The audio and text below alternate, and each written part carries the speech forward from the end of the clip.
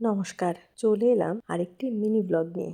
আজকের মিনি ব্লগে একটা গিফট আনবক্সিং হবে। মেয়ের জন্মদিন ছিল। মেয়ের মাসিমণি সুদূর দিল্লি থেকে এই গিফট পাঠিয়েছে। লতা মাসি খুব প্রিয় মাসিমণিদের মধ্যে একজন। আপন পর, প্রিয় অপ্রিয় মানুষের আচরণে বা ব্যবহারে বোঝা যায়। রক্তের সম্পর্কের থেকেও এমন অনেক সম্পর্ক থাকে যেগুলো প্রিয় হয়। ওই যে বললাম, প্রিয় অপ্রিয় আচরণে বোঝা যায়। এমন অনেক রক্তের সম্পর্কের আত্মীয় আছে যারা প্রকাশ্য শত্রুর থেকেও অধম।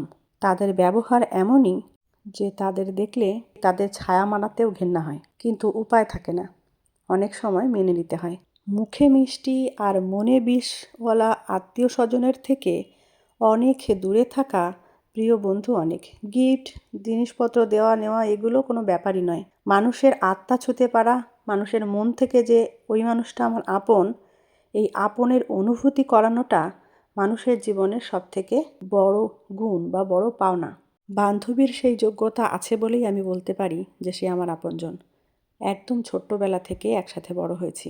আজও পর্যন্ত তার সাথে সম্পর্ক আমার একই রকম আছে এবং আশা করি সারা জীবন এমনই থাকবে।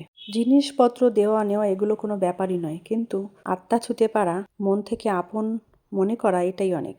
মনে বিষওয়ালা মানুষরা অন্যের মনকেও বিষাক্ত